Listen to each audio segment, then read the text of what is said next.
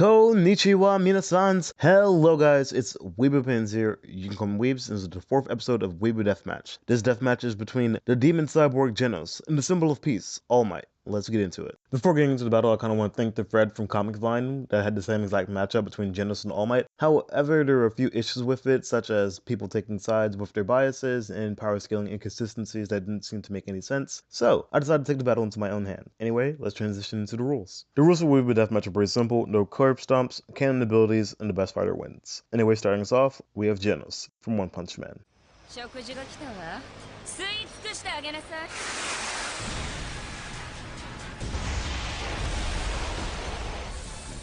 焼却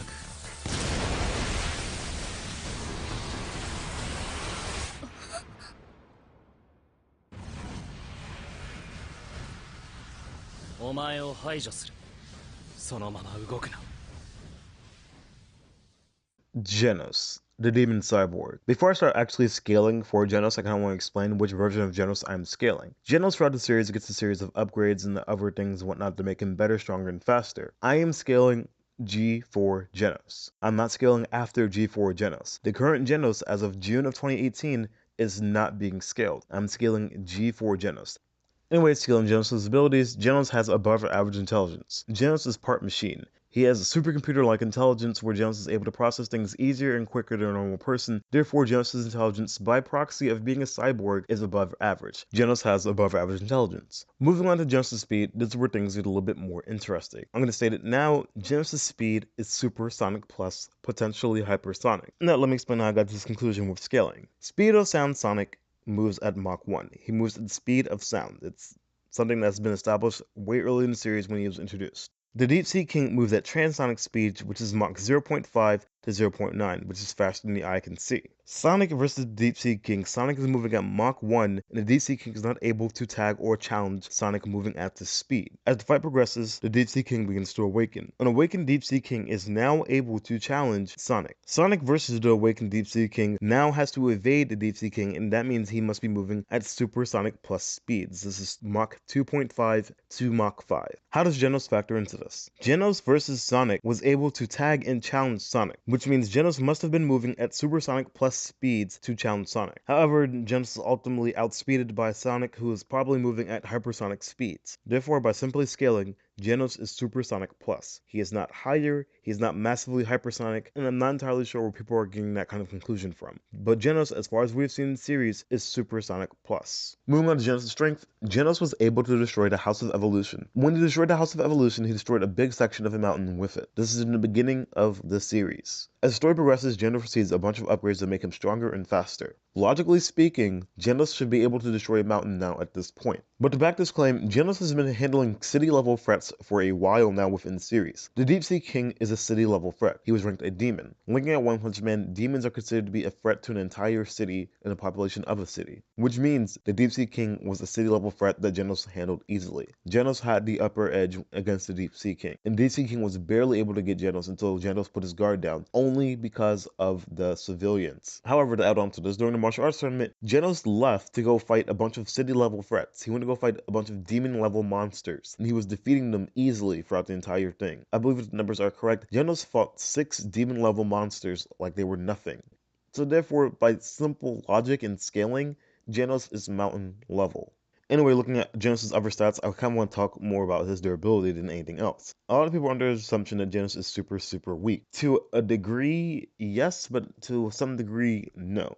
I don't think Genos is able to tank attacks that are at the same level as his own. For example, looking at his fight with the Deep Sea King, Genos was able to fight on fair ground with the Deep Sea King. The only reason Genos lost to the Deep Sea King was because he was distracted with the civilians that he had to try to protect while also dealing with the Deep Sea King. And the only ever instances that Genos actually getting really wrecked in a fight was usually when he was fighting against somebody that was significantly stronger than him. A lot of people toss out the whole Carnage Kabuto and the Mosquito Lady thing in terms of Genos' durability, but they were significantly stronger than Genos at the time, and Genos was not strong enough to handle them. However, these guys were very powerful. Carnage Kabuto, to a lot of people, was considered to be a city buster. Personally, I don't think he was. I think he was a little bit below that, but he was still significantly stronger than Genos at the time. The DC King was a city buster and he damaged Genos, but that's a city buster at their full potential attacking Genos. Therefore, with his G4 armor and Genos being upgraded since his fight from the Deep Sea King, I want to say that Genos' durability is potentially also mountain level as well. Genos has high durability despite people saying he doesn't have high durability. He has a lot of attacking power and he's very tactical when it comes to fighting. However, Genos does have a really big weakness. Genos underestimates his opponents and puts his guard down way too much. Genos putting his guard down allows for opponents to rush in and attack Genos with attacks that usually wouldn't be able to hit him. Genos usually has a speed advantage over his opponents. Genos has a power advantage over some of his opponents. However, Genos putting his guard down allows for Genos to just get rushed and attacked and destroyed pretty easily. It's not that Genos is weak, it's that Genos is usually too vulnerable for people to attack him. That's why Genos seems weak to a lot of people. It's not that Genos is weak, it's that Genos allows himself to get attacked by attacks that usually shouldn't be able to hit him. Anyway, that's all I really have to say for Genos, so we're gonna move on to All Might, the symbol of peace.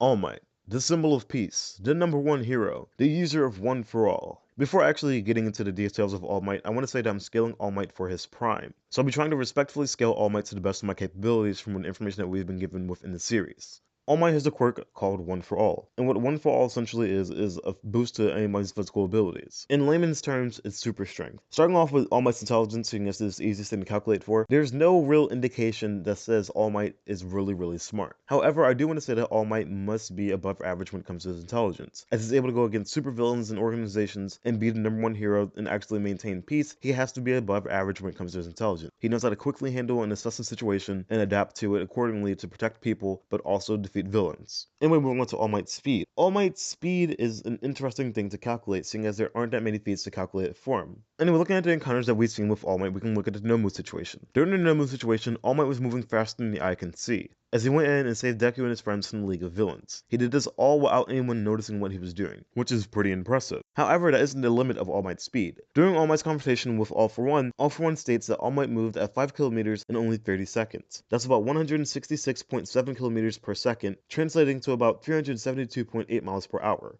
So I put All Might at subsonic speeds in his weakened state. To respectfully give All Might a boost, I put All Might at supersonic speeds. Seeing as All Might potentially is at half of his strength, All Might moves at supersonic speeds at his highest. Anyway, moving on to All Might's strength, I think All Might in his prime was a city buster. During All Might's altercation with Deku and Bakugo, where he was fighting against both of the kids, he was able to destroy city blocks with a single punch. He is able to do this consecutively. All Might consistently shows throughout the entire fight that he is able to destroy city blocks with punches, just regular, normal punches. A weakened All Might compared to All Might in his prime is about 60 times weaker than what he used to be. This is something you can calculate after the encounter with Nomu. When All Might defeated Nomu, it said it took him 300 punches, but he said in his prime it would have only taken him 5 punches to defeat Nomu. This means that All Might is 60 times weaker than what he used to be. So if All Might is capable of destroying city blocks with one punch, imagine that times 60. That would be an entire city. However, you can also look into All Might's fight with All For One. All Might versus All For One, they were destroying city blocks like it was nothing, both of them just going at it with city block level attacks. Their final clash ended up being a multi-city block level attack where they both attacked each other. But what is more interesting about that is that All Might was withstanding the blows from his own punches as All For One was using impact reversal. So basically all the damage that was done to the city was done just by All Might. Looking into All Might's other abilities, he was able to use One For All in different ways.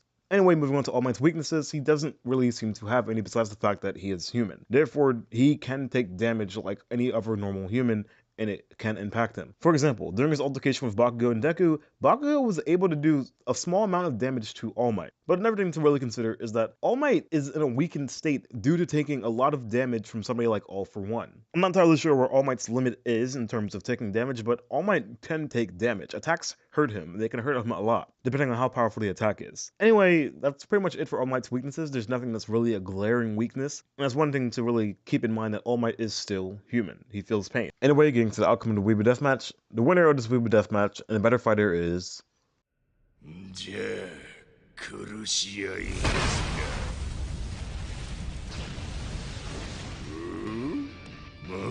ど生きてやがったのか。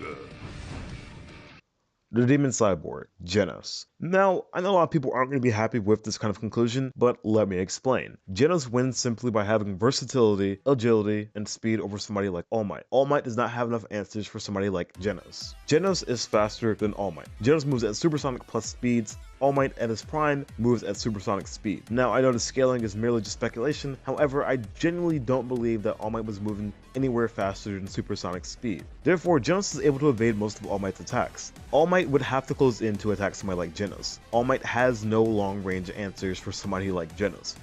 Genos can keep his distance throughout the entire fight and keep tagging All Might from a distance and defeating him like that. Genos doesn't have to close in to fight someone like All Might has to go to Genos, and if Genos closes in, he is fast enough to deal with somebody like All Might without much of a problem. All Might is a powerhouse, tanky kind of character. He doesn't really rely too much on speed, he relies more so on power than anything else. Although All Might does have enough power to deal with someone like Genos if it came to hand-to-hand combat, most of the time Genos probably wouldn't go in for hand-to-hand combat against somebody like All Might. That would be a fool's decision. People do say that Genos underestimates his opponents a lot. He does do that, but not to the same degree anymore.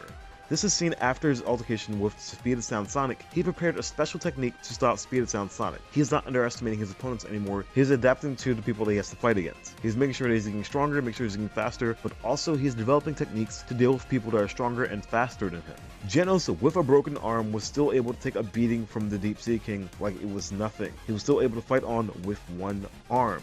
I put emphasis on this because Genos is more machine than anything else. Genos doesn't feel pain the same way All Might feels pain. If Genos took a hit from All Might, he most likely just get flown across the city, or take some damage, or lose a limb or something. But if All Might takes a blast from Genos, he's going to feel a lot of that, and that can actually hinder him from fighting Genos in the same way. As ridiculous as it may seem, All Might being human kind of holds him back, because Genos is able to deal a lot of damage to somebody like All Might, just as All Might is able to deal a lot of damage to somebody like Genos. The only difference is Genos wouldn't be affected as much from getting hit or losing a limb or anything, as opposed to somebody like All Might who would be affected greatly from taking a lot of damage. It's the simple fact that All Might is human. Genos doesn't completely outclass All Might, however where it matters, Genos has it. He has the range where he does not have to get close to All Might to actually fight him. He has the speed where he is able to outspeed All Might and keep distance to fight All Might, but also rush in and attack All Might quicker than All Might can attack him as well. He has durability to withstand somebody like All Might, but he is also able to deal enough damage to hurt somebody like All Might and put All Might down. These two are relatively close in many regards, however Genos has answers for somebody like All Might. Genos has dealt with threats that are significantly stronger than him. He has dealt with threats that are significantly faster than him. All Might doesn't have enough answers for somebody like Genos. At the end of the day, the win goes to the Demon Cyborg, and Genos is the winner of this Weeaboo Deathmatch. Anyway guys, that's the conclusion I've come to. If you disagree, please say so in the comments. It's perfectly fine with me. I love having discussions with people to develop different perspectives, or at least look at things in a different light. Because sometimes I can be underscaling or overscaling characters, and I want to make sure that I'm scaling them properly so I can give you guys accurate results when I make my death matches. So please, any disagreements or any issues you have with my Weeaboo death matches, please let me know. Feedback is always welcome. That aside, I scaled All Might mostly out of speculation since we don't really know how powerful All Might was in his prime.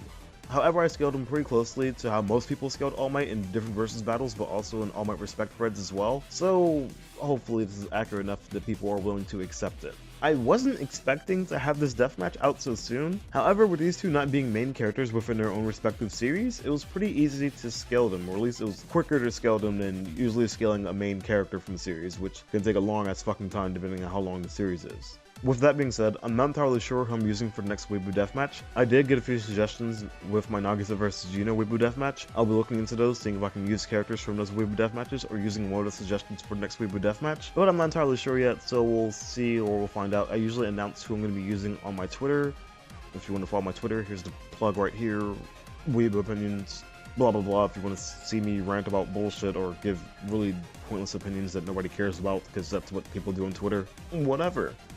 Anyway guys, hopefully you enjoyed the video. If not, then just dislike it, I guess. Arigato and ja matane.